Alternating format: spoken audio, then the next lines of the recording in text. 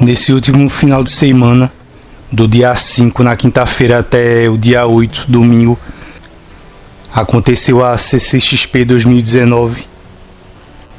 E como sempre acontece, a Panini colocou um stand lá e o Levi Trindade apareceu para esclarecer algumas coisas a respeito de lançamento de perguntas que o pessoal de sites e canais vão lá perguntar para ele. E eu vou fazer esse vídeo de comentários em cima do que o Levi falou na entrevista ao Fernando do Central HQs, porque esse vídeo aí eu acho que foi um dos que rendeu bem e acabou dando uma entrevista interessante. Logo de cara o Fernando começa perguntando pro Levi se o mercado está em crise ou se o problema é na distribuição. E o Levi fala que a economia em geral está em crise, não só o setor das editoras e de livrarias, e que ele vem também citar todos aqueles problemas do ano passado, falando que as editoras quebraram, algumas delas saíram do país, teve o problema da distribuição, o que fez com que algumas coleções fossem paralisadas ou canceladas. Teve o problema da recuperação judicial da editora Abril. Mas eu acho que esses assuntos são velhos e mesmo que a gente saiba que eles têm uma influência, o efeito do que aconteceu ano passado se estendeu. Mas o que acontece de verdade é que se você tiver um pouco de disposição para pesquisar, você vai perceber que a situação econômica melhorou.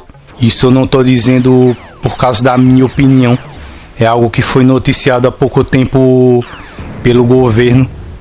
Os empregos estão voltando, houve um aquecimento no geral no comércio, na indústria. E você percebe também no dia a dia que as pessoas, nesse mês de dezembro, estava mais agitado o comércio, as pessoas estavam comprando mais. Você via muitos vídeos no YouTube de gente fazendo unboxing de compras o tempo inteiro, fazendo isso, e no geral você percebeu que houve um aumento no consumo, que as pessoas estavam mais interessadas e esse mês de dezembro foi mais agitado. E também não faz sentido o Levi dizer isso, porque somente nesse mês de dezembro o que a Panini deve ter lucrado através da Black Friday da Amazon deve ter sido muito dinheiro, o que já de entrada contradiz o que ele está falando. Outra coisa que prova o contrário é que os preços da Panini esse ano só aumentaram. Ela não procurou se adaptar a essas condições, se é que ela está passando por uma crise, reduzindo os preços dela para que o leitor pudesse comprar mais. E outra coisa que é totalmente contraditória nisso, não por conta do que o Levi falou, mas pelo fato é que essa coisa toda da farra da Amazon de compras, ela aconteceu justamente no ano de 2016, que foi quando a crise econômica começou de verdade, e ela se estende com alguns efeitos até hoje. Mas justamente naquela época em que a crise começou, foi quando o pessoal começou a comprar os volumes mais caros de quadrinho de luxo, e essa coisa toda da Amazon e da parceria com os canais começou. Então, além dessa desculpa do Levi soar muito velha, e o próprio assunto que ele trouxe para tentar justificar é um assunto velho, que são os problemas do ano passado. Além de tudo, ele falou que a Panini está tentando diversificar. Ele falou mais ou menos isso, e tentando ampliar os negócios dela, fazendo outras parcerias com empresas para poder vender quadrinhos em outros pontos. Só que isso não faz muito sentido, porque se a Panini está tentando ampliar os negócios dela, por que ela está tirando o apoio que ela tem às bancas e elas continuam sempre com o mesmo problema, mesmo depois que a Panini mudou o sistema de distribuição? Se você procurar conversar com qualquer dono de comic shop ou banca, por exemplo, ele vai dizer que tem dificuldade para encomendar quadrinhos da Panini. Então a Panini não está ampliando negócios nenhum. Então isso que o Levi falou não me convenceu. Outra coisa que o Levi falou é que as vendas caíram e ao mesmo tempo, pouco tempo depois ele fala, estamos no azul. Eu não imagino como é que uma editora que detém Marvel e DC, tem os direitos de publicar as duas, pode funcionar desse jeito. Porque o tempo inteiro a Panini está se contradizendo e como o Levi fala pela Panini, eles se contradizem como porta-voz da editora. Você pega, por exemplo, na década de 90, a Abril realmente passou por um problema para lançar quadrinhos, porque ela atravessou um período muito ruim da economia, que era aquele plano Collor, aquele período em que a inflação estava muitíssimo alta. E o que é que a editora Abril fez? Ela reduziu o número de páginas e fez todo tipo de malabarismo que você pode imaginar para poder continuar publicando. A Panini diz que está em crise, mas ela não toma medida nenhuma para baratear os quadrinhos dela e ainda continua reclamando e ao mesmo tempo afirmando o contrário, dizendo que ela não teve que demitir, que ela fechou o ano no azul, sendo que o ano passado a crise começou em 2016. O ano passado ela lançou, eu acho que mais de 100 anúncios ela fez na Comic Con do ano passado. Então como é que essa editora está em crise? Por que o Levi fica o tempo inteiro tentando convencer os outros, afirmando que sim e que não ao mesmo tempo? E o tempo inteiro caindo em contradição. E no finalzinho, antes da próxima pergunta, o Levi falou: temos que ter algum canal de comunicação. O problema não é o fato da Panini não ter canais de comunicação. Ela tem todos os canais de comunicação. Ela tem um canal no YouTube. Ela está em praticamente todas as redes sociais. O problema é que ela tem esses canais de comunicação, mas ela não faz uso dele para esclarecer o leitor. Ela é sempre desconversando, sempre escondendo as intenções dela. Ninguém entende qual é o planejamento real que a Panini tem para lançar os quadrinhos, para escolher os quadrinhos e para determinar o preço e o tipo de luxo que o quadrinho vai ter. Então o problema não é o contato nem a falta de informação, até porque o Levi é o editor que mais aparece em qualquer tipo de evento. Ele é o mais conhecido de todos e nem por isso significa que o leitor da Panini é um leitor que está esclarecido sobre o que acontece com os quadrinhos dela.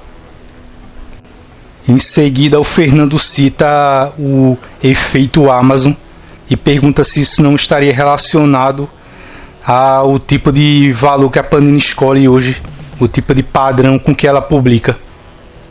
Daí o Levi ele nega, ele diz que não, e que a Amazon na verdade ela compra o quadrinho pelo preço normal, que deve ser o preço de capa que a Panini vende o quadrinho dela, excluindo os atravessadores que ela iria cobrar. Ela ia ter que repartir esse valor se ela estivesse colocando em bancas, por exemplo.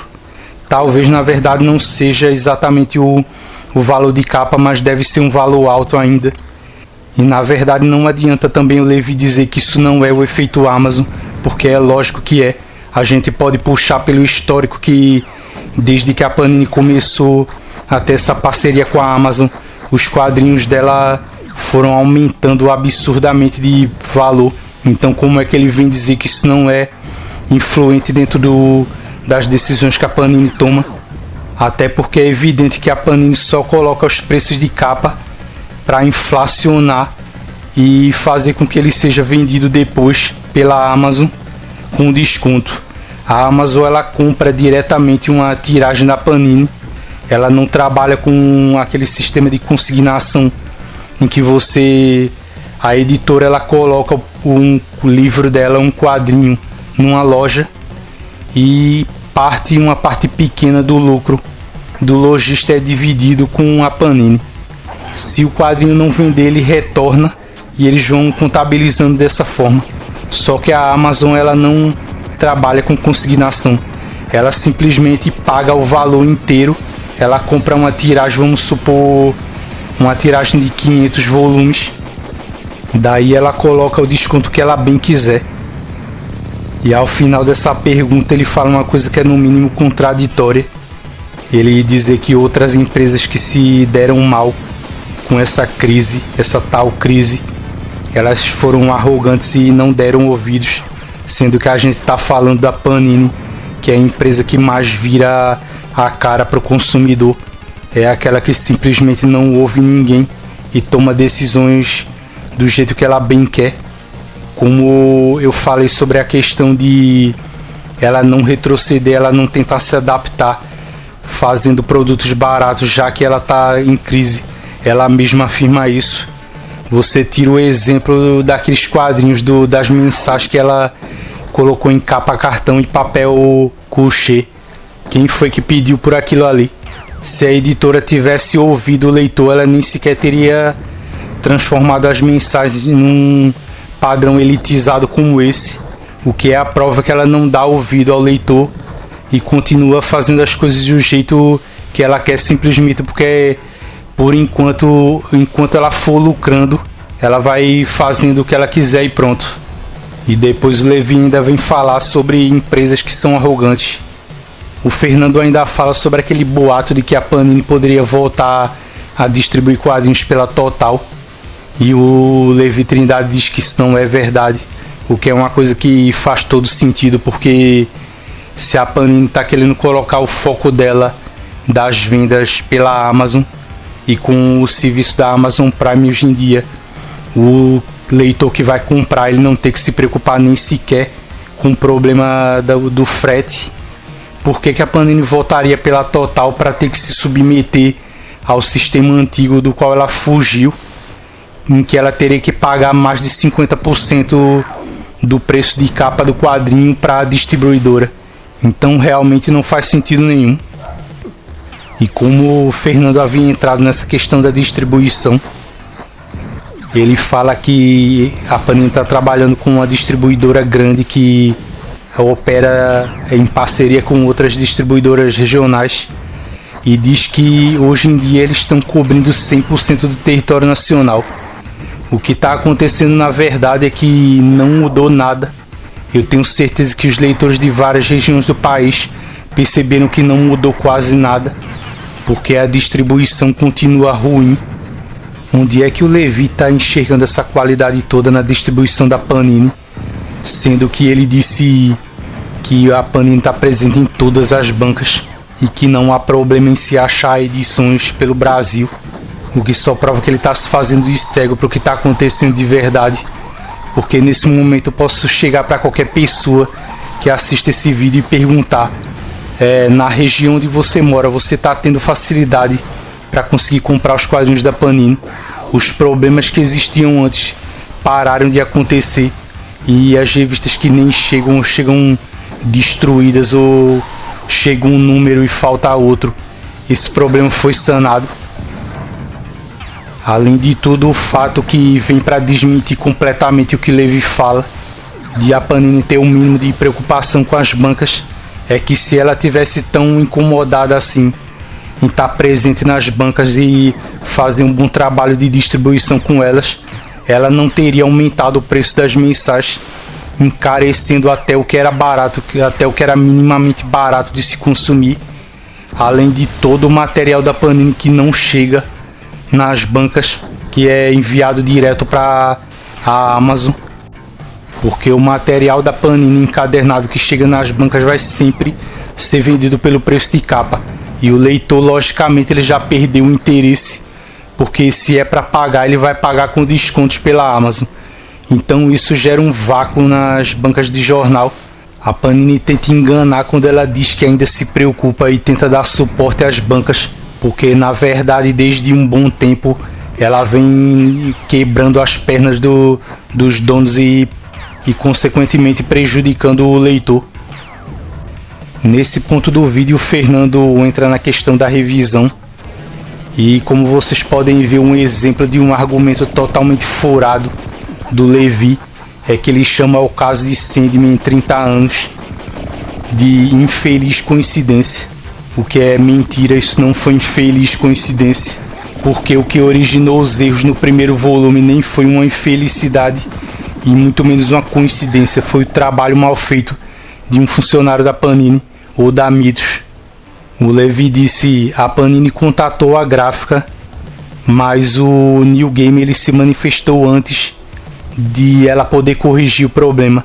Pode até ser que isso tenha acontecido, mas o New Game ele só se manifestou em primeiro lugar porque alguém teve o interesse de ir lá e alertar ele que a Panini tinha cometido o erro, e em primeiro lugar porque o erro aconteceu. Quando a Panini colocou um novo volume para ser impresso, ela só estava fazendo a obrigação dela, que é corrigir o erro. Outra coisa que o Levy fala é que ele acha que levantaram a bola demais em cima desse caso do Neil Gaiman, que fizeram estardalhaço demais. Mas aí fica a questão, o quanto é que o leitor deveria evidenciar isso, o quanto a Panini quisesse que ele evidenciasse. Se a Panini comete um erro, e comete um erro com um quadrinho importante feito Sandman, o que é que ela quer que o leitor faça? Que fique ignorando, passando o pano para o que ela faz de errado, para os erros que ela comete, sendo que ela vem cometendo muitos erros. E outra vez eles usam um termo completamente eufemista para nomear o que aconteceu. Ele diz: foi uma fatalidade. De novo, Levy Trindade, não foi uma fatalidade, nem foi uma infelicidade, nem foi uma coincidência. Foi um erro que alguém cometeu dentro da Mitos, já que são eles que trabalham na manufaturação dos volumes da Panini. Ele fala que Sandman foi publicada, por exemplo, no volume da edição definitiva.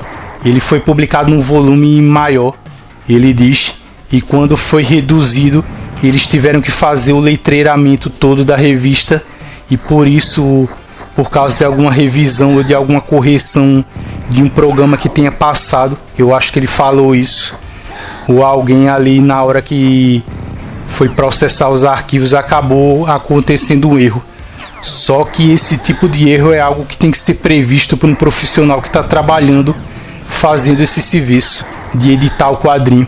O que é que o leitor tem a ver com isso?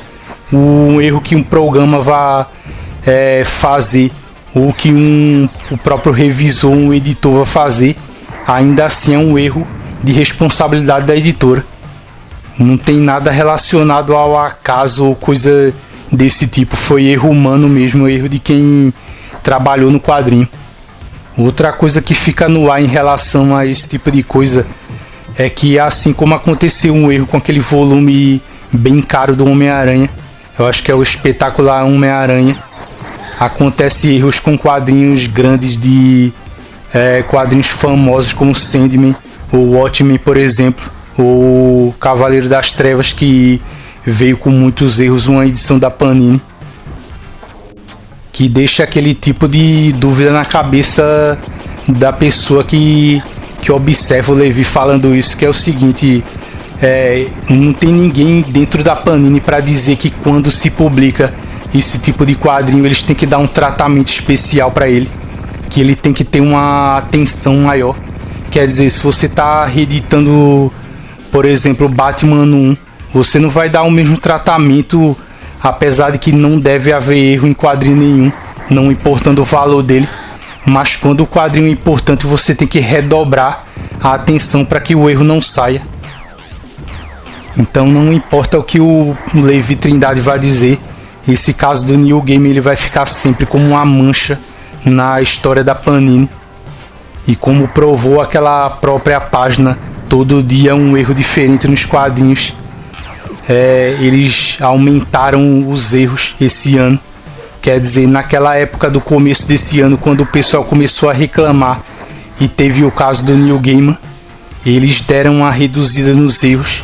O Levy disse que gente foi demitida lá e que houve mudanças dentro do quadro editorial, e realmente houve. Mas depois disso, os dados mostrados pela página Todo Dia um Erro provou que eles voltaram a aumentar de novo. Eles colocaram lá os dados do começo do ano, de janeiro até setembro, e quando voltou em julho, agosto, setembro, começou a aumentar o nível de erros. e o Levi insiste em dizer que o problema dos erros está resolvido, ou então que eles reduziram consideravelmente. Como é que ele pode dizer que eles reduziram se eles estão aumentando na prática? Você vê que até quadrinhos que a Panini publica em parceria, como é no caso o quadrinho do Conan da Espada Selvagem, ele vem com erros ridículos, como foi o caso daquele volume do Conan que veio com o título escrito Segrego ao invés de Segredo. Então essa fala do Levi de que os erros estão diminuindo, que esse problema está sendo resolvido, na prática não é verdade. A respeito das decisões sobre lançamentos que o Levi comentou, ele fala que se as pessoas pedem, eu tenho gente que pediu. No sentido de que se as pessoas se manifestaram dizendo que querem um quadrinho, ele tem ideia do quanto esse quadrinho tem chance de ser publicado, do quanto ele está sendo esperado. Mas isso não tem cabimento nenhum, porque a Panini é uma empresa grande. Ela não tem um método melhor de avaliar se o leitor vai ou não comprar, se vai haver demanda ou não para o quadrinho. Será que não existe uma logística, uma coisa de você ter um contato e ter uma resposta do leitor para, através dessa resposta, através da interação com o leitor, ela ficar sabendo se é possível ou não uma tiragem ser impressa e as chances que ela tem de vender bem? E só para variar, essa coisa que o Levi fala de dizer que os leitores têm que pedir, bem, não tem gente pedindo quadrinhos do John Byrne há mais de 10 anos, que eles foram publicados em pedaços a conta-gotas lá atrás, lá em 2006 ou 2007. Eu não sei bem a data, mas eu já cheguei a dizer isso em vídeos anteriores, que parece que a Panini tem raiva de alguns autores e o John Byrne está na lista negra da Panini, porque ou ela está fazendo algum plano de publicar o John Byrne de uma forma completamente luxuosa, aproveitando que o leitor faz tempo que está querendo esse material, ou então ela simplesmente não consegue trazer, ela tem algum tipo de cisma com esse autor. Então por que o Levi vem dizer que é questão do leitor de quadrinhos se manifestar, sendo que ele já está se manifestando há tanto tempo e a Panini simplesmente não obedece, ela não publica, parece que ela não quer ganhar o dinheiro do leitor, apesar de que ela quer muito isso. Ele fala, por exemplo, que se depender da matriz da DC lá, eles querem que venda num ano como esse, que o Batman está fazendo 80 anos, o máximo de quadrinho do Batman possível, mas a própria Queda do Morcego, que é um quadrinho que está sendo muito esperado, e a Panini não publica, não consegue publicar desde sempre, a gente pode considerar, porque desde que ela começou a publicar DC, ela não conseguiu publicar essa série inteira, e ainda assim ela não traz o quadrinho, e esse quadrinho é um quadrinho do Batman. Qual é a desculpa para ele não ser publicado? Ao invés dela fazer a publicação de quadrinhos que estão sendo pedidos faz tempo, ela pega e faz como ela lançou na coleção Noir, pega e traz um quadrinho como, se eu bem me lembro, foi Batman Silêncio por R$99, um quadrinho em preto e branco que já foi publicado, e eu acho que saiu até em coleções de outras editoras como a Salvat, a coleção do Batman pela Eagle Moss, não estou lembrado bem qual é a editora que publica agora. Então é mais uma daquelas histórias que o Levi conta que não bate com a realidade. Então a única coisa que a gente pode pensar sobre o jeito como a Panini publica, como ela planeja, a lógica, entre aspas, que o Levi ou que alguém lá dentro além dele usa para trazer os materiais, que todo mundo reclama disso, é que esse planejamento da Panini, ele nunca vai convencer ninguém, ele nunca vai fazer sentido de que isso se dá pela falta de retorno dos leitores, até porque não deve ter uma editora que publique quadrinhos aqui no Brasil que receba mais retorno do que a própria Panini, tanto para o bem como para o mal. Se você for na página de Facebook da Panini, você vai ver lá lotado de comentários e alguns deles descendo a linha nesse tal planejamento do modo como a Panini faz as coisas, e nem por isso ela responde ao leitor da forma adequada. E para finalizar, o Fernando ele toca no último ponto, que é sobre as mensais. Daí o Levi diz que essas revistas mensais elas estão funcionando, só que elas devem estar funcionando só se for para Panini, porque além dessas mensais não terem sido pedidas pelo leitor, elas elevaram o patamar de preço de quadrinhos mensais aqui de super-herói a um nível que ninguém nunca viu antes, e nem pediu nem decidiu que ele chegasse nesse nível. Então, se tem alguém feliz com isso, é a Panini, porque o leitor não vi nenhum se manifestar a favor dessas revistas mensais. Então é isso, pessoal, mais uma vez eu trago um vídeo aqui para comentar a respeito de uma entrevista do Levi.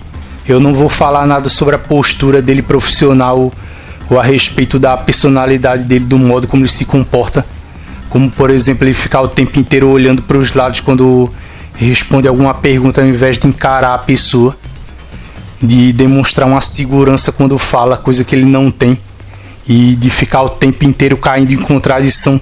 A gente sabe que o Levi sempre faz as coisas do mesmo jeito, ele não mudou nada, e não é do ano passado para cá que ele mudaria.